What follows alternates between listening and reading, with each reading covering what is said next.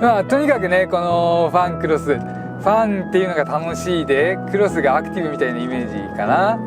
タントでね乗って一番いいなと思うのがこの電動パワーステのねフィーリングだと思うんですよね。ヤリスとかよりねこの回し心地戻し心地に関しては自分立派だなと思うところがあって、ここに運転席に座ってるとリアサスがバタバタっていく時あるんですけれども、リアシートに座るとねやっぱりシートがねすごく吸収してくれてるのか、そういったところを感じなくてね、最初の頃はちょっとねコツコツ言いながらサスペンション動いてる感じが伝わってきて、アクセル操作をね全開全閉全開全閉っていうね、踏めるとこ全部踏んでいくみたいな乗り方をするとピッチングって言ってね前後の揺れが目立ちます。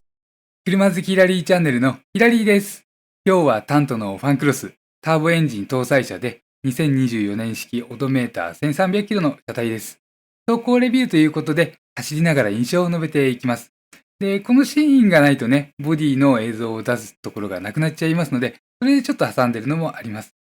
でね、大発車って誤解されてるであろう香りがプンプンします。ママさん向け便利さ優先、機能最優先みたいなね。でも乗ると思うのは、実はドライバーへの優先順位が高くて、走りやすさがしっかり。このタントも日常での直進や、ちょっとしたコーナリングなど走りやすいです。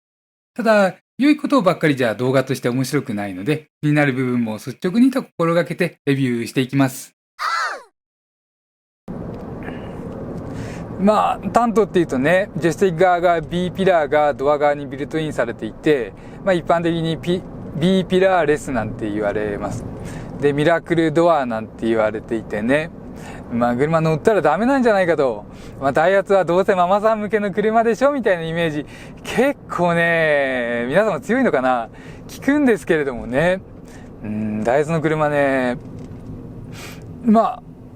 こういうね、今日田舎道来てまして、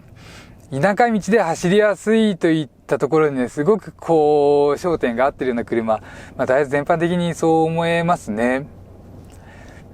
それに関して言うと、仙台モデルのタントとちょっと比較してみましょうか。仙台のタントから、ちょうどそろそろ乗り換えかしだという方もね、いらっしゃるでしょうしね。まず仙台は NA モデルとカスタムターボと、ここでね、すごく差がありました。ノーマルの NA と、それからカスタムのターボと、この2つでね、比較したときに、すごくね、サスペンションに差がありました。ノーマルモデルはもう、ふわふわです。ふわふわというか、もうインパネの傾きがはっきり分かるほどね、ロールします。じわーっと動いてくれるんでね、フロントだけぐわーっと大きく動いて、分かりやすいしね、不安感ないんですけれども、とにかく動きが大きい。ブレーキでもぐっと沈み込む。で、ターボモデルの方はね、足は全く動かないほどね、もうガッチガチです。こういうの踏むとね、ガチャン、ガチャンとね、もうガッチャンガッチャン車から音がするほど硬くて、それダイハツのディーラーで借りた車でね、1日撮影してきたので、そんなにボロい車じゃないです。ほとんど新車みたいな車でそんな感じでしたから、すごく差がありました。ふわふわなタントの NA モデルか、ガチガチのカスタムターボか。で、今回はね、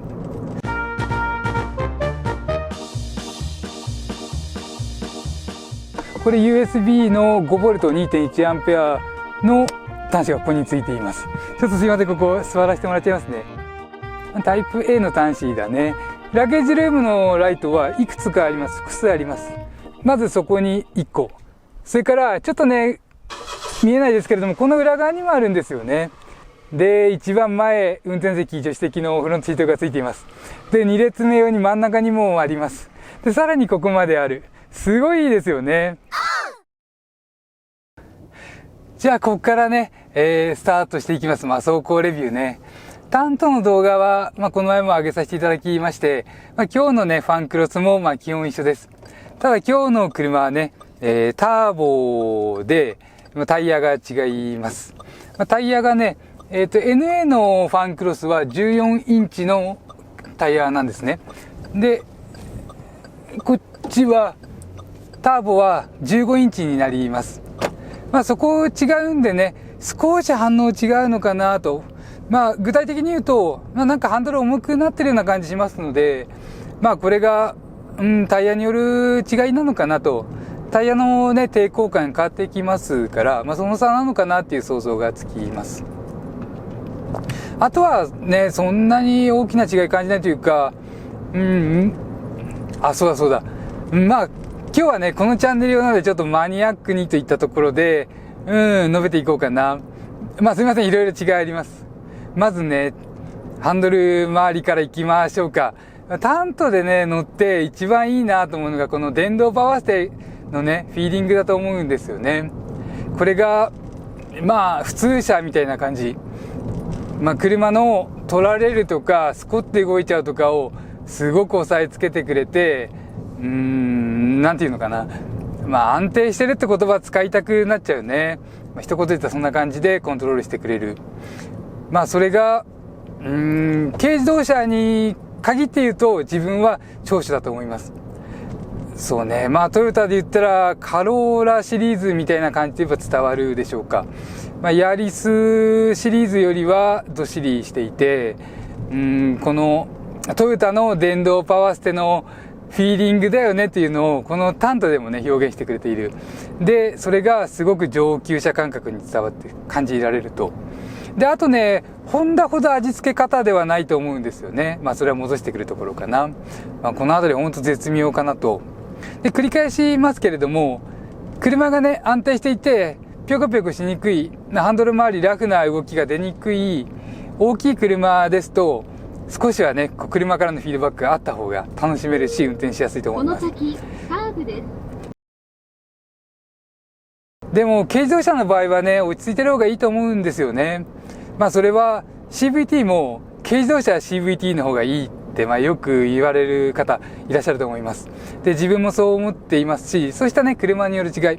小さくて、フロントもね、きっとローキャスター的、まあ、ローキャスター、このサスペンション立っていて、低速の時にはね、クッと戻っちゃったり、速度上げると戻らなかったりするのが、まあ、中心にね、ハンドルが戻らなかったりするのが、ローキャスターの特徴。で、多分、室内スペースを広く取るために、まあ、そういった作りされてるというのはね、感じられますし、でもその嫌なところを、この電動パワーステが打ち消してくれる。で、戻してくるところとかはね、不自然に感じない程度にそれを打ち消してくれている。まあ、このあたりかな。ちょっとね、後ろ車いないで速度を落としますと、まあいいか。まあ、一番はね、そこだと思います。まあ、とにかくハンドルが、まあ、中心あたりね、ガチッと固めちゃいますけれども、あれ、オートヘッドライトついてるのかな？ちょっとわからなかったね。まあ、オートなんでね、ついてるとは思います。で、そうね。こういったところも取られるとか、コクッと戻っちゃうところをね、すごく車側が抑えてくれる。で、それが上級者感覚につながっている。で、軽自動車に関しては、そういうハンドリングの方がね、上級者感覚があって、まあなんか高い車買ったね、みたいな感じになるのかなと。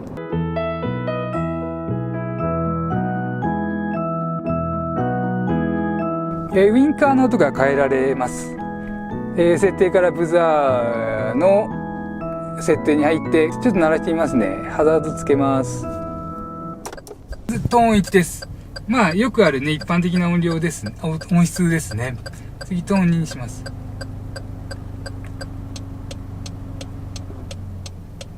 まあ、個性的だけれども、使えなくはない音ですね。じゃあ次、トーン3番。これは、なかなか、ちょっとね、ヤリスとかよりね、この回し心地、戻し心地に関しては、自分立派だなと思うところがあって、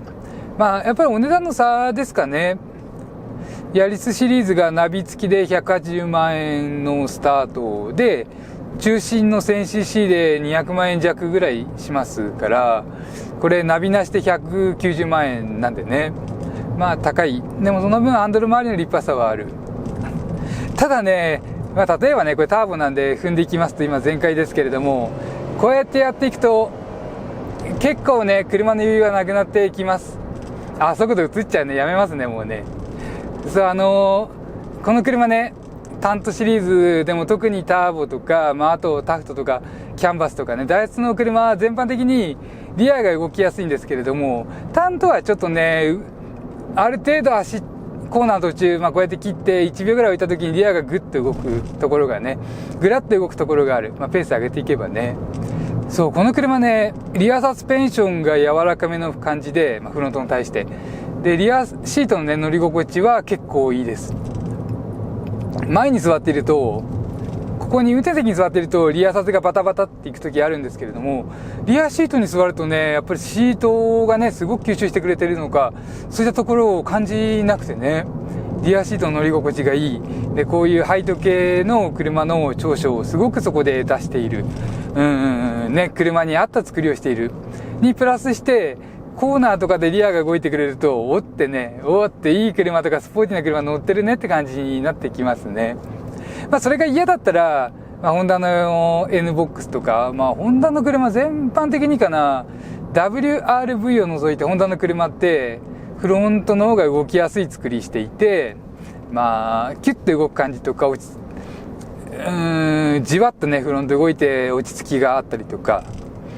ダイハツの車は全般的にリアが動くのかな。サスペンションもね、そう、サスペンションもね、結構いいんですね。ちょっと話飛びすぎかな。今日ね、この車オドメーター1300キロで、2024年式、ちょうど1年ぐらい前の車なんですけれども、あんまり乗ってなかったようでね、動き始め細かいコツコツが続いていました。で、今日1日乗っていたらね、朝から借りて今夕方4時ですけれども、1日乗っていたらね、その細かいコツコツ感がなくなってね、これタントとかダイハツのターボモデルだよねって思えるような、すごいね、しなやかな動きに変わってきました。最初の頃は、ちょっとね、コツコツ言いながらサスペンション動いてる感じが伝わってきて、やっぱり少しコツコツ感あった方がサスペンション動いてる感じしてもいいよねと。その代わり、ボディの結合部とか、それからブッシュ類がね、ちょっと硬いかなっていう当たりの強さもあったんですけれども、なんか乗ってるうちにね、しなやかだねって今日思える感じになってきましたね。このまま車古くなっていくと、やっぱりブッシュが硬くなってきて、でもショックアブソーバーは柔らかくなってきて、動きにくいけど動いたらふわついちゃうみたいになってくるんでしょうけれども、それはどんな車も大体一緒です。で、今日のね、このオードメーター1300キロの車によるで言うと、今ね、とってもいい状態です。リアシートに1人ね、いつもの同僚がね、乗っていて、2人乗車でこんな感じ。すごくいいですね。で、ターボモデルのファンクロスです。で、あと、そうね、乗り心地そんな感じで、でもちょっとね、そうね、連続する段差とかでバタつくところがあるのと、コーナー頑張りすぎちゃうとリア動いてきて、グラッとくる瞬間もある。あと、そうね、これ、ハイトワゴン系全般的に仕方ないんですけれども、アクセル操作をね、全開前平っていうね、踏めるとこ全部踏んでいくみたいな乗り方をすると、ピッチングって言ってね、前後の揺れが目立ちます。アクセルをゆっくり時間かけて戻さないと、フロントが沈み込んでグラッとくる。で、踏んだら今度グッと伸びるっていうのがね、出てくる。そういう乗り方をする車じゃね、ないと思うので、大丈夫だと思うんですけれども、一応ね、それはあります。でもそれ以外はね、もうすごくいいハンドル周りがね。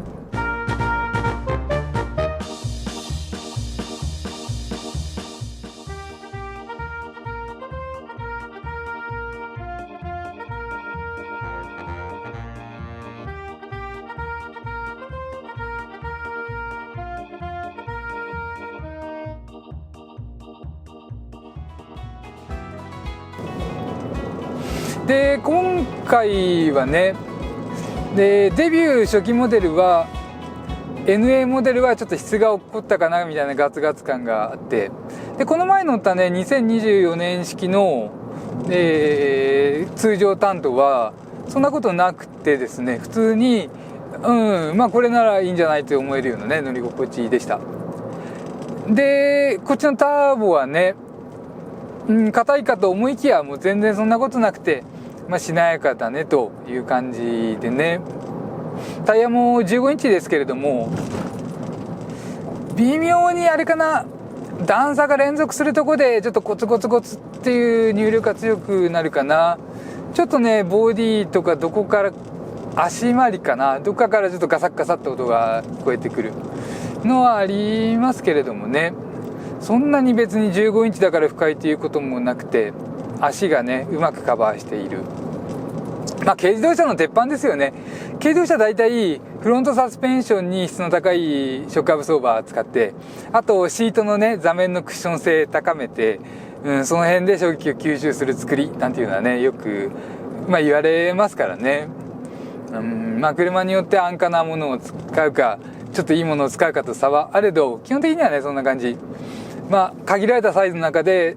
ある程度性能もしくは立派な値付けをするためにね、それなりに部品はいいものが使われてるなと思います。そもそも内装とかもねもうどんどん立派になってきましたからね。すごく立派で、それに関して言うと静粛性、今日のタントはねやっぱり静粛性高いです。ターボだから静粛性高いというのはね、いつもの話になるんですけれども、意外にもねエンジンの音はします。これはそうね仕方ないかなっていうかね、後ろとかロードノイズが少ないんですね。そこがねすごく静か。普通車と比較したくなっても勝ってんじゃないのぐらいのね感じ。車内広くてね低域とか膨張しそうなものですけれども、膨張するんですね。で音って圧力ですから、狭くて圧力変化が起きにくいほど低域は響きにくい。逆に広いとね響いちゃう。この先カーブが連続します。ごめんなさいね、ちょっと音消してないんでねっていうのはあってもね、かなりね不快な音は消されている、低音域が消されているというのがね好印象です。そうね、その代わりにちょっと前からの音が目立つところもあるけど、仕方ないですよね。一応ねすごく頑張ってるなってところは感じられまして、ボンネット開けてみるとエンジンフード裏にインシュレーターがついていたりとか、このねバルクヘッドの周りも断熱材兼インシュレーターみたいな感じで、防音材みたいな感じでなかなかねがっちり作られていたりとか、あとおなじみの後ろのテールゲートが樹脂製で、これ音の吸収とかね響きに関しては金属よりね伝えてこないだろうっていうような作りをしていたりとかね、そうね、ってふわーんとしちゃうようなね、眠気を誘うような静けさと言ったらいいのかな。そこまで言ったら言い過ぎですかね。これ以上になると普通車食べられちゃうぞというかね。スイフトとか新しくなって、もう一段ねサスペンション周りとか乗り味の質が上がっているので、また軽自動車といたちごっこなんでしょうけれどもね、軽自動車が伸びてコンパクトカーが伸びて、でお値段の競争も高いように上がっていって、でカローラシリーズがね一番安いの値下げ10何万だか値下げしたなんていうのが最近ニュースになりましたしね。なんかこのクラスからカローラシリーズまでが近いね、かなり近い。税金のねところとか燃費の差はあっても、あとハイブリッドのフルハイブリッド、マイルドハイブリッドとかね、その差はあれど、同じような装備でタイヤ4個つけてハンドルつけたら同じような値段になってくっていうのはね、なんか想像できますけれどもね。でなんだかんだベラベラ喋りながらちょっとね自分の楽しいと思う道走ってきましたけれども、楽しいね。なんか今アクセルはオフにしてハンドル切っていますけれども、フロントにねちょっとブレーキ残さなきゃなんかちょっと引っ張られるように無理に入っていく感じとか、そういうのがないんですよね。もうスーッとね軽くなって戻したくなった時にハンドル重くなるような感じでね、これ速度計ね 10% ぐらいの誤差は見込まれてますから大丈夫です。制限速度以内。こういうとこいいね。ダイハツ車、ホンダ車、ごめんなさい、もうここまでにしておきます。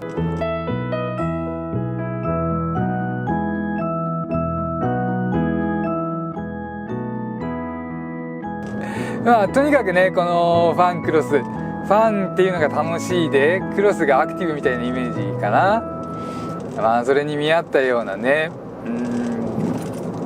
で ACC がねオプションです。残念なところいきますね。残念なところは ACC がオプション。まあそんな高くないんですけれども、 ETC とセットで5万円程度のオプションになっていますから、そんなに高くはない。でもね、これだけ走れるんだったらというところを考えるとね、全然ね、高速域も余裕です。結構ね CVT は、踏んでいくとステップ的にというよりは高回転に張り付くんですね。6000回転ぐらいかな。ちょっとねタコメーターが今映してますけれども、セグメントタイプでねカチカチカチって上がっていくので、はっきり認識できるわけじゃなくて、でもとりあえずね高回転でとね一定の回転数で回っていくような感じになりますからね。でそこはそうだ、 DCVT の話してなかった。ごめんなさい、これで最後にします。 DCVT ね、ダイハツご自慢の新しい、高速側に一段ギア的なね、ベルト駆動ではなくてギアで駆動するロスの少ない機構を備えた CVT です。でこれがこのタントに限ってはねネガティブなところが出ないです。というのもね、仕組みすごいです。そのねモデル見ると分かりますけれども、仕組みすごい。でもね、そうね、他の車ですとネガティブなところが出たりする。タントですとね、それが出ないんですよね。ちょうど車の車重とかでバランス取られてるのかな。この高速側に切り替わるときにあまりにも素早くねスコンと回転操作されて、 0.1 秒でも早く燃費重視の方にギアを切り替えるよって感じで、キャンバスのターボとかタフトのターボで感じられましたけれども、この担当だとねその DCVT の弱点、ネガティブなところが目立たなくてね、いい感じなんですよね。ということでね、それちょっと前回のスノー担当でもお伝えさせていただきましたので、こんな感じで締めたいと思います。じゃあすいません、車好きヒラリーチャンネルのヒラリーでした。